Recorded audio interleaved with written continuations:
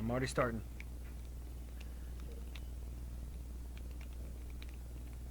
Okay guys, this little short video is going to go over equal spacing. We are just now to the part where we're going to start doing Unit 5.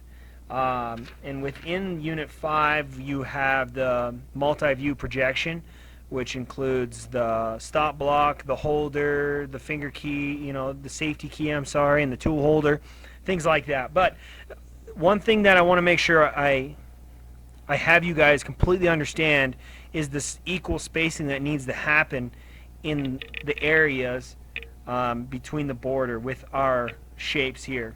So I got the equation written down here, or the formula, I'm sorry, and it's pretty easy to start with. It's x plus y equals z. So I'm going to start highlighting some things so you guys can kind of have an idea of what we're actually talking about. So x plus y equals z is the equation, and x represents the shape sizes. Now, we're going to do this equation doing a horizontal spacing first. So what I need to do is I need to figure out the shape sizes, which means how big is this shape and how big is this shape. And then I've got to add those two together.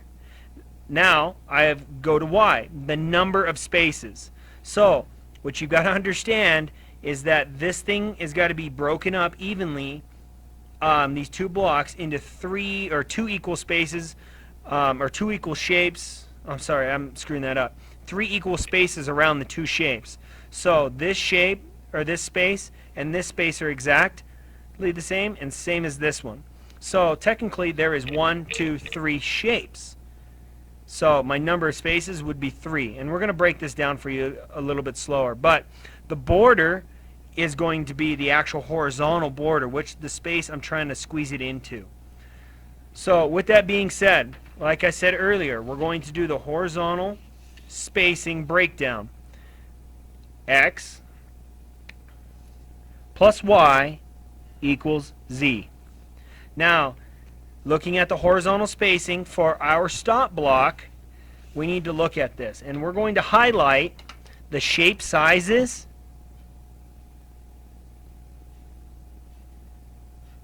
in blue.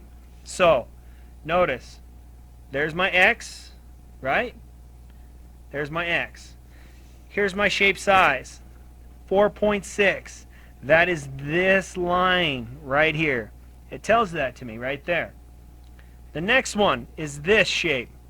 So it is literally that big. And the measurement is 2 inches. And I know this text is really small and hard to see, but that's why I broke it down on the actual breakdown here for how I put those numbers together. So shape 1 was 4.26. So I wrote 4.26. Shape 2 was 2 inches. So I put 2 inches. Together, what do they equal?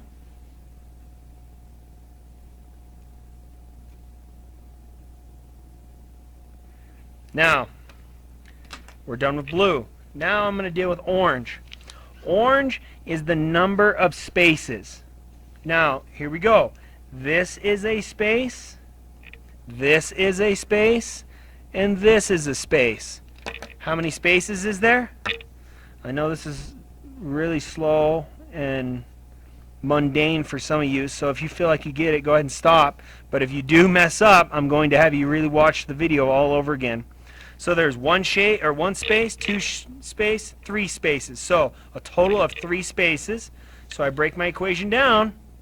Y equals the number of spaces, and there is 3 spaces, which means I'm going to put y equals 3y. That's what I'm going to put in my equation over here. Now z.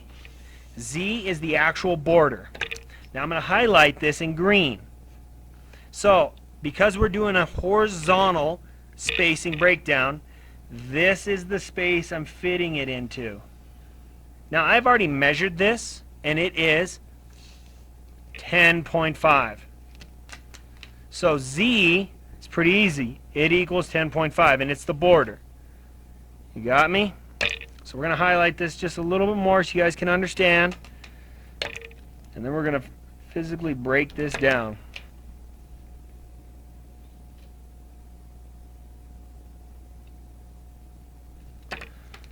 And that one's blue. Okay. Now, with all that being said, now we're going to put this equation together. So my x equals 6.26. So what I'm going to write is literally 6.26. And I got to add my y plus y, which there's 3 spaces, 3 y's.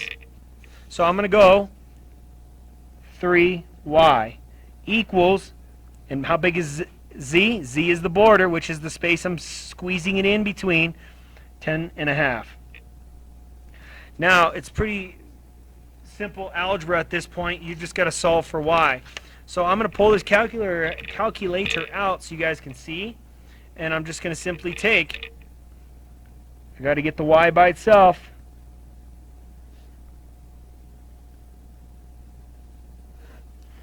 And I've got 3y equals 10.5 minus 6.26.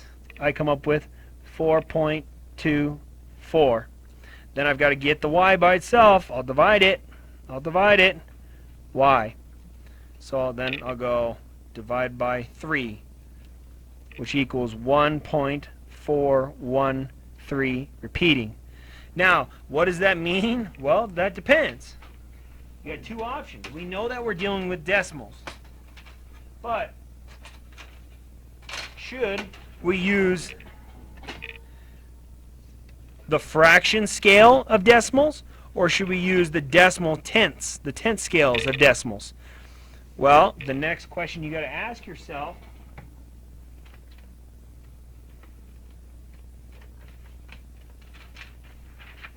what is easier to get to? That's 1.413.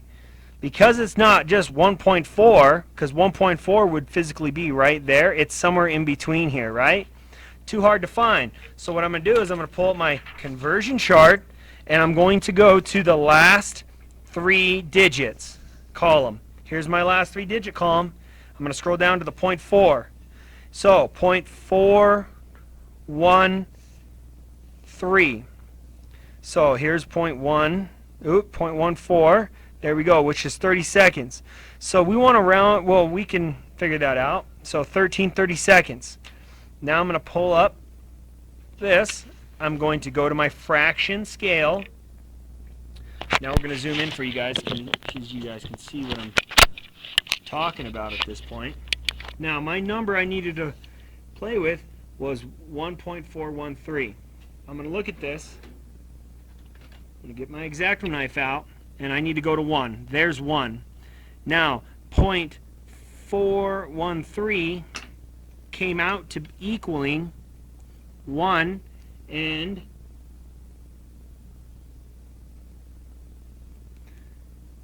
1330 seconds. Now with that being said, I'm going to look at this. I'm going to say to myself, okay, how do I get to 1330 seconds? Well, if you think about it, 1/16